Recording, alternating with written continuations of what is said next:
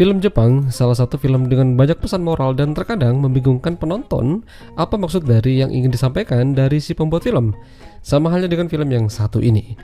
Meski berbau begituan, namun film ini dikemas dengan sangat baik dan bikin orang berpikir tentang pesan moral yang terkandung di dalam film ini.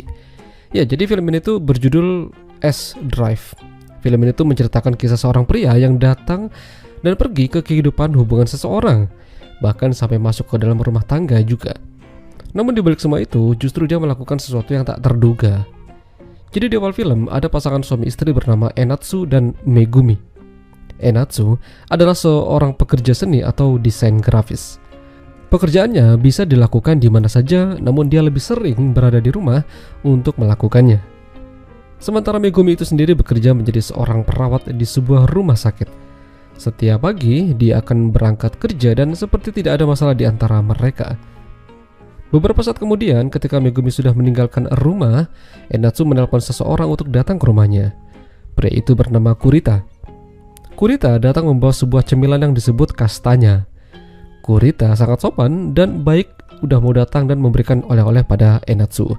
Namun tujuan utamanya bukanlah untuk bersilaturahmi atau berkunjung, melainkan mengklarifikasi atas perlakuan Kurita pada Megumi. Lantas, apa yang terjadi? Jadi, ternyata Enatsu tahu kalau Megumi berselingkuh darinya dengan Kurita ini.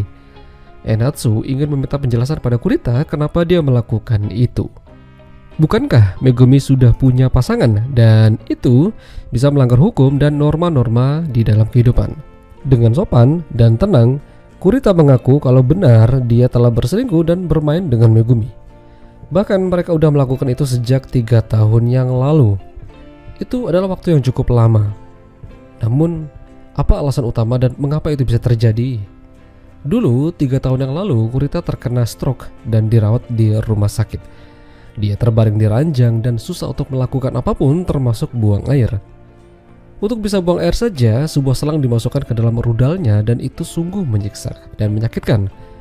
Kebetulan, kala itu perawatnya adalah Megumi.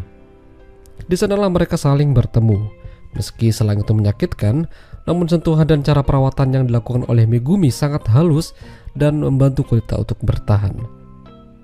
Hingga suatu hari terjadilah hal-hal yang membagongkan. Kurita dan Megumi melakukan begituan karena ada kesempatan. Terlebih lagi, sejak dirawat Megumi, perlahan-lahan penyakit Kurita menjadi lebih baik dan sembuh. Kurita juga mendapat pengakuan dari Megumi kalau sudah 3 tahun lamanya dia tidak pernah begituan dengan Enatsu. Itulah sebabnya kenapa Megumi juga mau diajak. Enatsu semakin pusing dan tidak mau mendengarkan cerita itu. Bahkan dia menyangkal dan merasa itu tidak benar. Bahkan Enatsu memukul Kurita hingga dia tersungkur. Namun meski begitu Kurita tetap meminta maaf atas apa yang telah terjadi. Lalu dia pamit. Beberapa jam kemudian Megumi pulang ke rumah. Enatsu mulai memikirkan apa yang dikatakan oleh Kurita. Namun berkat kejadian itu, justru Enatsu semakin cinta pada Megumi. Bahkan hubungan mereka membaik. Di sisi lain ada seorang wanita kantoran bernama Akane. Kala itu dia pulang kerja mengendarai mobilnya. Namun tiba-tiba dia tak sengaja menabrak seorang pria. Pria itu sempat-sempatnya selfie lalu didatangi oleh Akane. Apakah dia baik-baik saja?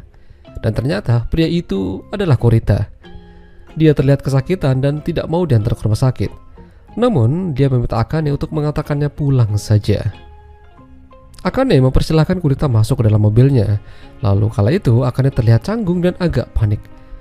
Kurita mulai berbicara menanyakan kemana Akane akan pergi.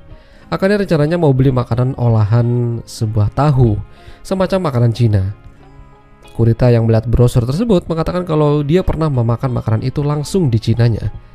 Rasanya jauh berbeda dengan apa yang ada di Jepang. Di Cina lebih baik dan lebih original. Lalu pembicaraan mereka beralih dari makanan ke masa lalu. Ternyata Kurita ini dulu satu sekolah dan satu kelas dengan Akane. Masalahnya, dulu Akane ini bisa dibilang jahat dan suka membuli Kurita. Kurita menjadi bulan-bulannya Akane dan teman-temannya. Sampai sekarang pun Kurita masih ingat akan hal tersebut. Bahkan suatu hari Akane pernah melepaskan celana Kurita hanya untuk mempermalukannya. Dan sepertinya saat ini Akane yang mendapatkan balasan itu. Akane terkena penyakit kecemasan yang berlebih. Tangannya bergetar seolah-olah dirinya mau lompat dari mobil.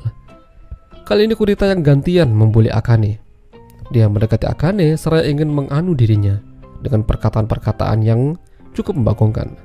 Namun hal itu tidak terjadi karena Kurita hanya menakut-nakutinya saja. Kurita hanya mendapatkan sepatu Akane yang terlepas.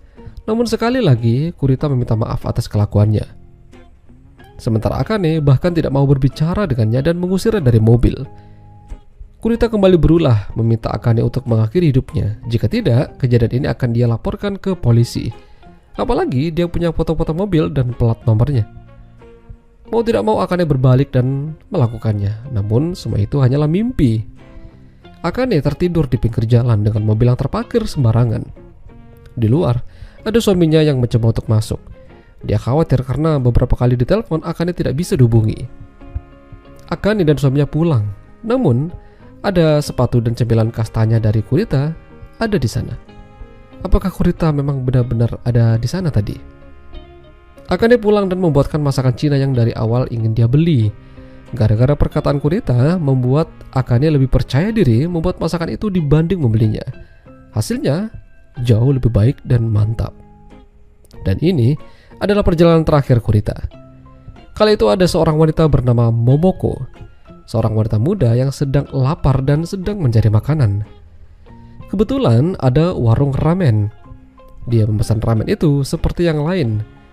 Di warung itu diisi oleh banyak bapak-bapak. Di sisi lain ada seorang pria bernama Ikeyama.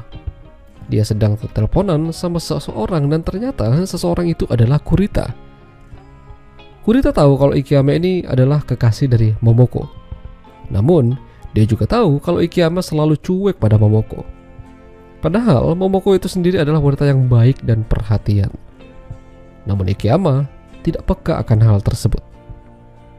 Kurita memanas-manasi Ikeyama kalau Kurita pernah bermain dengan Ikeyama dan Momoko sangat mantap. Hal itu membuat Ikeyama jadi panas dan jadi kesal. Sayangnya Kurita tidak bisa ia temukan. Kurita bertemu dengan Momoko di warung makan atau ramen yang saat ini dia berada. Sampai akhirnya Ikeyama menelpon Momoko meminta maaf atas perilakunya yang cuek padanya. Intinya Ikeyama menyesal dan akan memperbaiki perilakunya dan akan memperbaiki hubungan mereka. Dan menurut kalian, apakah Kurita ini bisa dibilang sebagai penyelamat suatu hubungan atau justru malah menjadi beban pikiran? Ya, itulah tadi alur cerita film S Drive. Jika kalian suka dengan video ini, jangan lupa untuk tinggalkan like. Dan sampai jumpa lagi.